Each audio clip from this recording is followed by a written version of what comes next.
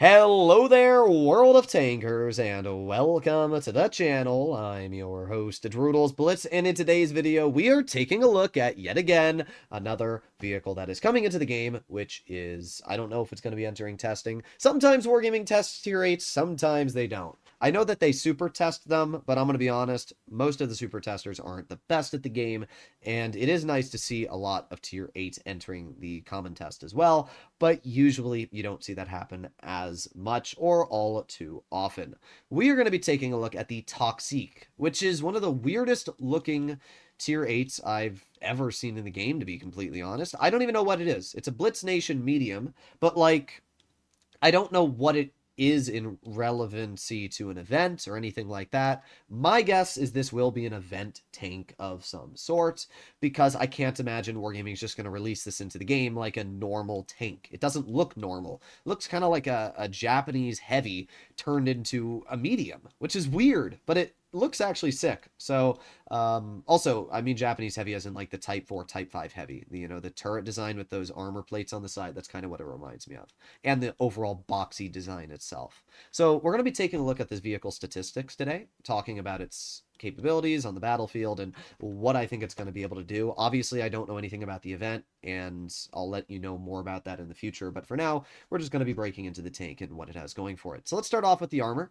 And it doesn't have much. Its lower plate is about 130 effective. The mid plate is about 174, and the upper plate's about 160. Like, you're not going to be able to high explosive pen the tank, but let's be honest, this thing has very little armor. I mean, look at the sides. Even at this angle, it's only about 130 effective. That's pretty freaking trash. The sides of this tank are awful. 46 thick. This is one of the weakest side armor plates I've ever seen. That means that literally 150 millimeters can overmatch your entire side, which is kind of crazy. The turret does have some armor, I will say that. Like, if you're using gun depression, this tank has 7 degrees in total. If you're using 7 degrees, the turret has about 192 effective, and that means against heat, it's more like 240. So, I mean, you could get bounces, but in general, its armor is not very good. That's what I will say. It doesn't have much armor going for it. Don't be expecting to get bounces in this vehicle. Apart from, I guess, the mantlet. The mantlet's okay. It's about 220-ish, but even the mantlet's pretty bad. Armor-wise, it's a bit of a joke. The rear of the tank's 50, the bottom is 50, the top is 55, so yeah, no bounces in terms of armor. But how about the rest of the vehicle? What does it look like in terms of mobility, damage per minute, and the gun? Well, we can see that it has 1930 damage per minute, which is decent. Let's fully equip the tank. We have boop, boop, boop, boop, boop. Okay, there you go. Vehicle's fully equipped. So 1930 damage per minute, and it has 390 damage per shot. So it is a juicer. I like that. Good damage per shot is going to allow it to be really, really strong. We can see that it's going to have 330 damage on the heat, which is pretty average, with 277 mils of pen, so pretty good actually. And the high explosive has 66 mils of pen with 500 damage. So in general, it's kind of your classic 122 millimeter, just with 10 damage off. For some reason, I guess Wargaming wanted it to be unique. Shell velocity is pretty mid at 950. That's really not all too impressive. And the damage in general is okay, I guess, per minute. Dispersion is 0.344.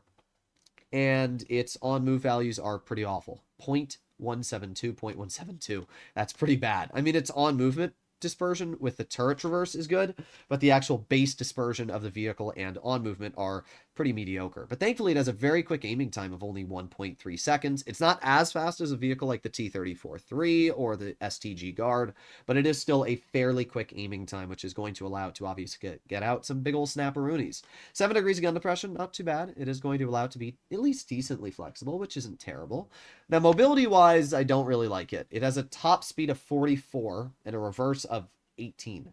I mean, the reverse is fine, but man, that top speed is really slow. The vehicle has an effective power to weight on hard terrain, which is very good at 21, but medium terrain, pretty freaking bad at 15.1. That's not very good. It's gonna be pretty slow, gonna be honest. Hull traverse is fine. It's got a lot of hit points at 1400, and camo values are pretty average for a medium. But yeah, I'm going to be honest. In general, the vehicle looks pretty eh. I'm going to be completely real. If we take a look at something similar, if we want like an armored slower medium, we can go to tier 8 mediums and we have the WZ122TM. Power to weight wise, 122TM is quite a bit slower at 11.2, but top speed wise, it's basically the same at 45. And taking a look at the 122TM's armor profile, its upper plate on flat ground is about 218. Against heat, it's around 226. And if you're running enhanced armor, it gets even stronger at about 230. So in general, the armor on the 122TM is actually really solid, especially the turret. We can see it's around 260 effective on the cheeks, which is way better, especially when you have the 7.4 degrees of gun depression. Then the upper plate becomes 260. The turret cheeks are still really strong. So in general, the 122TM is much better armor, especially on the sides. Look at how much you can over angle and side scrape in this tank. And that's because the flat sides of this vehicle are about 70 mils thick and not 40. So yeah, something to keep in mind. DPM wise, the 122TM is almost the same. Dispersion wise is almost the same. Its on movement dispersion is basically a little bit better, and because of that, it means the aiming time, which is only about 0.3 seconds longer, really doesn't make too much of a difference. Damage per shot is basically the same. Shell velocity is almost the same. Pen wise, though, the 122TM is a huge advantage at 305, so that's a big old leap ahead. And as I said, mobility wise, the tanks are pretty dang similar, with also almost the same hit points. Also, basically the same gun depression. So if you want my opinion, I think the Toxi looks pretty mid. The tank looks cool. Don't get me wrong. I really like the design of it. But when you have the 122TM to your disposal, I just don't really see much of a reason to get your hands on the tank. If I were wargaming, I would work on making the... I don't even see it here. I guess it's not even in test. Maybe Wargaming isn't going to bring it in the test. It's a tier 8 Blitz Nation medium. Yeah, there it is. It's just weird. Like, that's all I can say. It's a weird vehicle. I think if Wargaming wants to make it decent, they need to do a couple things. First of all, make the upper plates stronger. The lower plate can be weak. We can see the whole lower plate here. They can make this weak. It can stay at like 100 millimeters effective. But I think this upper bar here should be about 220, and I think that this bar here should be about 220 as well. That way, if you angle the vehicle properly while using it on a line like this, you can actually get a pretty effective armor value rather than what it currently has. The sides need to be massively overhauled. 46 millimeters effective on the sides is the biggest joke I've ever seen. Sides need to be at least 70 millimeters thick, maybe even 80, so you can get some proper side scrapes. And then the turret needs to be quite a bit stronger as well. It's only 190 against AP. It's pretty awful. I think it should be more about 230 to 240, and then you can make the cheeks here a bit weaker. That's what I would personally do. I think this would make the tank a lot stronger. It would make it a lot more capable, especially if you want it to only go at a top speed of 44. If you don't want it to go at 44, or you don't want to change the armor, then buff the top speed to like 55, 56, give its power to weight maybe a big old boost to like 20 on medium and 25 on hard.